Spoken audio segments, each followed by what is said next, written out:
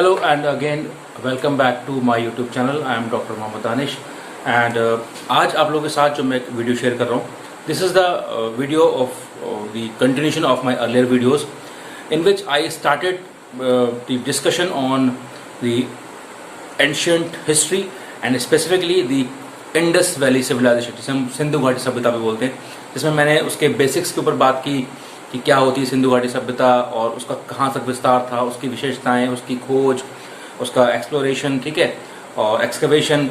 उसके बाद हमने बात की उसकी रिलीजियस कंडीशंस यानी कि धार्मिक दशा क्या रही। आज मैं उसकी इकोनॉमिक कंडीशंस यानी कि आर्थिक दशा के ऊपर बात करूंगा, क्योंकि कई बार सवाल इंडस वैली सिविलाइजेशन यानी कि सिंधु घाटी सभ्यता की आर्थिक दशा से भी पूछ लिया जाता है कि किस तरीके की स्थिति थी या किस तरह की कंडीशन थी इंडस वैली सिविलाइजेशन के टाइम पे। तो आज हम बात करेंगे इकोनॉमिक कंडीशंस ऑफ सिंधु घाटी सभ्यता और द इंडस वैली सिविलाइजेशन। तो हम very quickly start with the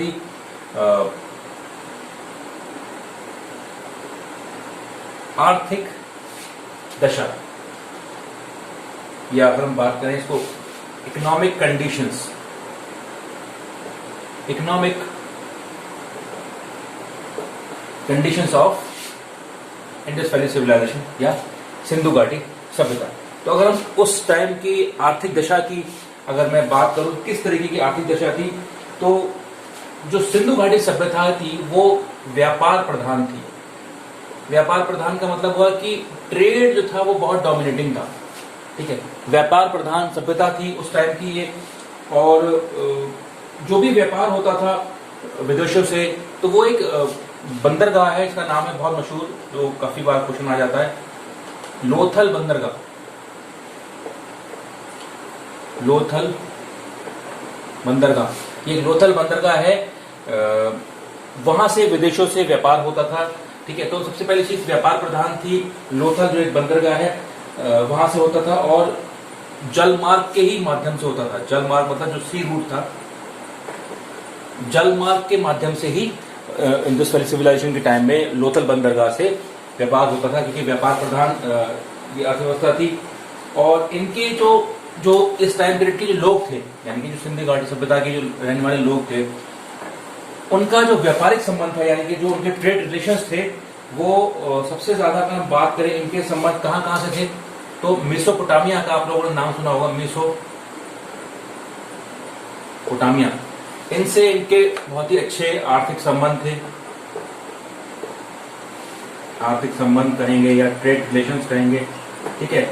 Mesopotamia से इनके आर्थिक संबंध थे। और जो सुमेरिया एक जगह है, ठीक है, सुमेरिया से भी इनके अच्छे आर्थिक संबंध थे।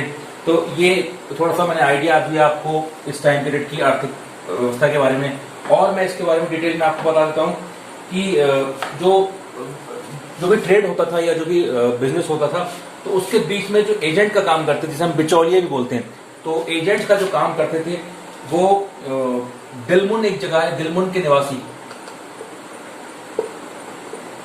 दिलमुन के जो निवासी थे वो बिचौलियों का काम करते। बिचौलिए मतलब बिचौलिए भी बोल सकते हैं उसको हम, उनको हम एजेंट भी बोल सकते हैं, बीच में एजेंट का काम करते थे, दिलमुन के निवासी, ठीक है। तो ये कंडीशन थी उस टाइम पीरियड की। और अगर हम दिलमुन की बात करें तो दिलमुन आज का जो बहरीन है, ठीक है, बहरीन जो देश है, ठीक है, वहां के निवासी, जिसको हम दिलमुन के निवासी उस टाइम बोला जाता था, तो ये लोग बिचौलियों का काम करते थे, ठीक है। तो ये एक बड़ी इंपॉर्टेंट चीज मैंने आपको बताई। इसमें आगे बढ़ते हैं, इसमें और थोड़ा सा जानने की कोशिश करते हैं कि कौन कौन से गुड्स का एक्सपोर्ट होता था।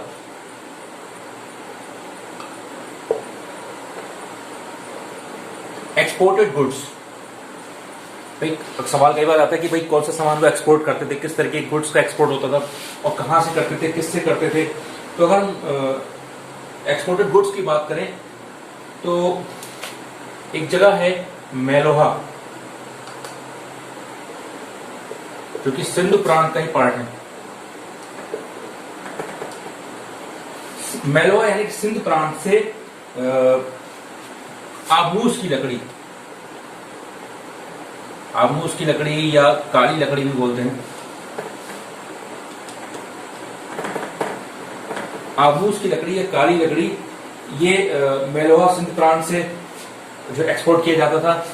उसके बाद और मैं आपको बता दूं कौन कौन सी चीज कहां से एक्सपोर्ट की जाती थी। हम बात करते हैं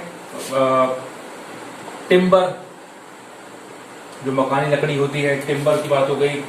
तांबा हो गया, सोना, तांबा, सोना एंड चांदी, ठीक है। और आपके जो मनके होते थे, मनके, हाथी के दांत, मनके, हाथी दांत, ये सब जो चीजें थी ये मेसोपोटामिया को एक्सपोर्ट की जाती थी। मेसोपोटामिया, तो ये सारी चीजें टिम्बर, तांबा, सोना, चांदी, मनके, हाथी दांत। एक चीज और थी इसमें, लार्ज वर्द मणि भी एक वर्ड आता है, ये चीज भी एक्सपोर्ट की जाती थी मेसोपोटामिया को, ठीक है। अब हम इंपोर्ट कहां से कराते थे और क्या चीज इंपोर्ट होती थी, हम क्या मंगाते थे, किसके बदले में क्या चीज हमारे पास आती थी उस टाइम पीरियड में। तो अगर हम इंपोर्टेड गुड्स की बात करें, इंपोर्टेड गुड्स,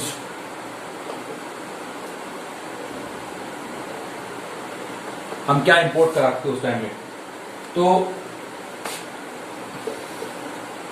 मेलोहा को, जो कि अभी हमने डिस्कस किया, मेलोहा जो कि सिंध प्रांत का हिस्सा था, मेलोहा को क्या मिलता था, ये मेलोहा जो है तांबा और तांबा हो गया, तांबा खेतड़ी से मंगाते थे। आपके जो शंख वगैरह, शंख जो है कच्छ से, कच्छ जो है गुजरात में एक जगह है। फिर हम बात करते हैं जो अभी हमने वर्ड यूज किया था, लाज वर्ध मणि, ये मंगाते थे हम बदख्शां, एक जगह है अफगानिस्तान में, अफगानिस्तान, वहां से हम लोग इंपोर्ट करते थे, ठीक है। और टिन जो था, टिन धातु जिसकी हम बात करते हैं, टिन जो था हमें कहां से आता था उस टाइम पीरियड में, टिन जो आता था वो हमें आता था ईरान से, टिन आता था हमें ईरान से, ठीक है। आगे बढ़ते हैं, और फिरोजा जो एक धातु होती है, आप लोगों ने नाम सुना होगा, फिरोजा भी हम लोग ईरान से मंगाते थे, ठीक है। तो ये उस टाइम की स्थिति थी कि हम कहां से क्या इंपोर्ट करते थे, क्या एक्सपोर्ट करते थे, ठीक है। आगे बढ़ते हैं, अब इन सब के प्रूफ कहां से हैं। अगर हम साक्ष्य की बात करें, यानी कि प्रूफ की अगर बात करें कि कहां से साक्ष्य मिले, तो प्रूफ की अगर बात करें तो लोथल जो एक जगह है जो बहुत बार आता है हिस्ट्री में, लोथल से जो है फारस की खाड़ी की मुद्राएं मिली, फारस की खाड़ी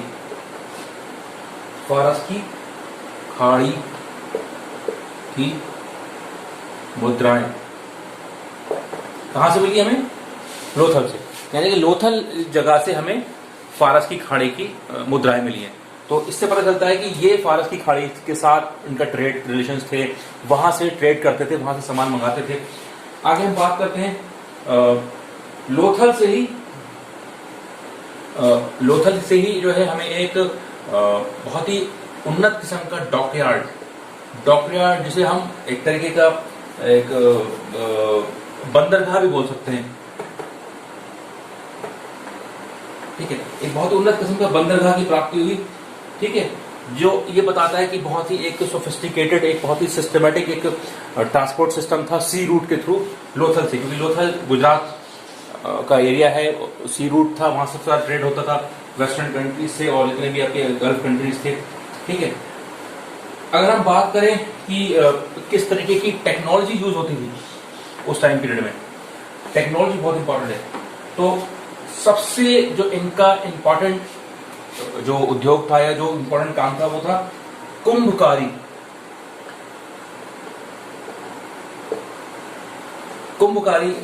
जो था बहुत इनका इंपॉर्टेंट वर्ड था। चिकनी मिट्टी के बर्तन बना के ये लोग जो है चिकनी मिट्टी के बर्तन ये लोग चाक पे बनाकर और भट्टियों पे पकाकर चिकनी मिट्टी के बर्तन, चिकनी मिट्टी के बर्तन चाक पर बनाकर भट्टियों में पकाए जाते थे और फिर उसको काले रंग से पोता जाता था, ब्लैक कलर से उस पे जो है कलर करके और फिर उन पे बहुत सारे डिजाइन बनाए जाते थे, जो आजकल भी आपने देखा होगा बर्तनों पे लोग पुराने जमाने के लोग कलर करते हैं, उस पर डिजाइनिंग होती है। तो चित्रकारी होती थी ब्लैक कलर करके, उस पर फिर चित्रकारी होती थी। तो ये पुराना सिस्टम चला आ रहा है, ठीक है, चित्रकारी वगैरह होती थी। और इसके साथ साथ और भी क्या काम करते थे, टेक्नोलॉजी का यूज कैसे होता था। तो ये लोग जो है मेटल की ढलाई, मेटल का जो मेटल होता है एकदम धातु बोलते हैं, मेटल की ढलाई का काम भी करते थे। तो देखा होगा आपने मेटल को पीट के उससे कुछ बनाना, मेटल की ढलाई का कोई काम करते थे। और ये लोग थे इस टाइप के लोग वस्त्र उद्योग से भी परिचित थे। वस्त्र उद्योग यानी कि कपड़े का उनको जानकारी हो चुकी थी, तो वस्त्र उद्योग से भी ये लोग परिचित थे। क्योंकि अगर हम बात करें तो हड़प्पा से बुनकरों के निवास स्थान प्राप्त हुए। बुनकर यानी कि जो बुनकर होते थे, जो कपड़ा बुनने वाले जो लोग होते थे, बुनकरों के निवास स्थान, हड़प्पा से ही बुनकरों के निवास स्थान जो है वो प्राप्त हुए। तो उससे भी हमें प्रूव होता है कि ये लोग वस्त्र उद्योग से परिचित थे। और मोहनजोदड़ो से जो है हमें सूती कपड़ा प्राप्त हुआ है। मोहनजोदड़ो से सूती कपड़ा, आप चाहे तो नोट कर सकते हैं इसको।